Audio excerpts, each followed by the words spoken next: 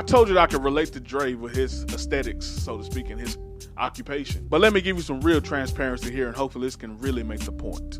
If you've been watching the podcast for a little bit, you know that my current marriage is actually my second marriage. I talked about exclusively what happened in my first marriage. She's what society would say aesthetically pleasing. You know, a society will maybe call her beautiful. I think she is.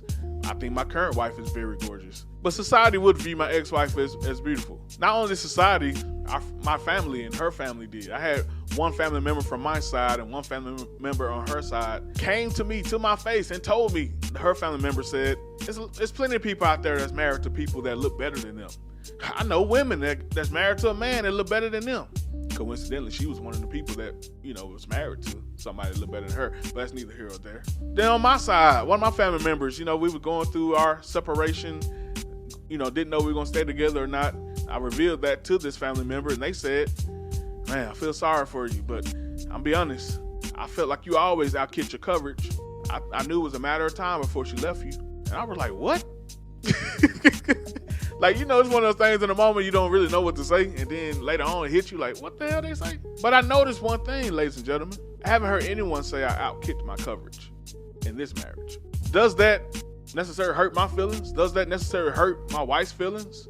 No. I actually had this conversation before I did this podcast, and I talked to her about this particular topic, and she was like, she understands, just like I understand, that society has this social norms. Society has this standard of beauty.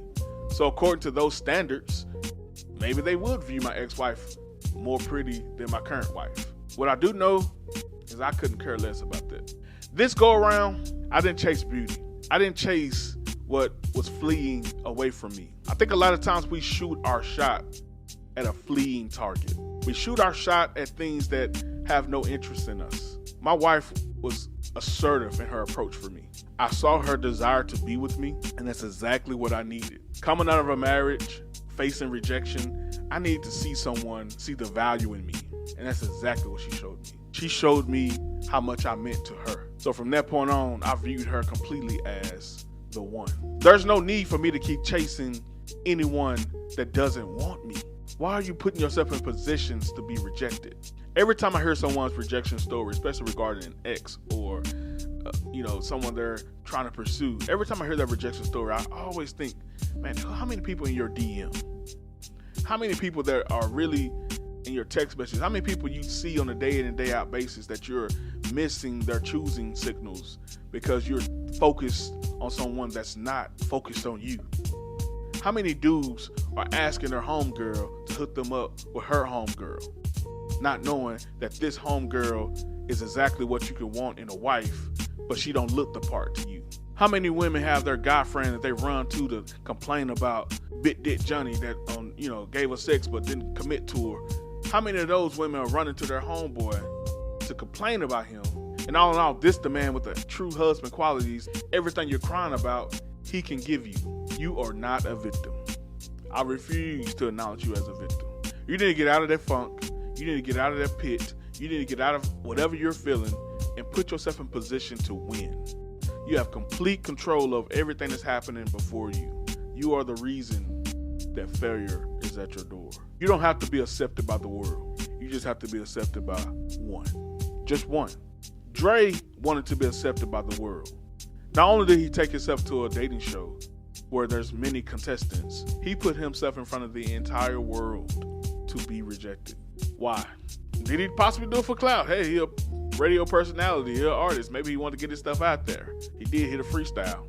Or maybe he's still shooting his shot at a fleeting target. At some point, you got to read the tea leaves. You got to read the writing on the wall. Whatever cliche you want to use right there. You got to understand what's true for you. If you're watching this, you're in your 20s, maybe you got a couple more years to figure it out. For those of us in our 30s, it's about that time. If you're 40 and up, clock's ticking. And you know it. You didn't need me to say that.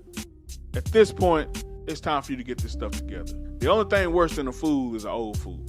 And you've been making these same mistakes, same occurrences, same circumstances, and expecting different results. Y'all know what that is. But I'm not telling you I'm above you. I've been you. I've been exactly where you are. I've been in those shoes. I know exactly what you feel.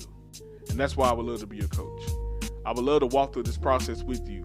Talk about what that rejection looks like, how to get on the other side of that rejection for good, not just for a moment, not just for the next time they call, not just for the next time they text. No, for good, to finally get to that freedom that you always desired. There's freedom available for you, and there's acceptance available for you, and I would love to partner with you as you get there. My website is lifecoachingbymel.com.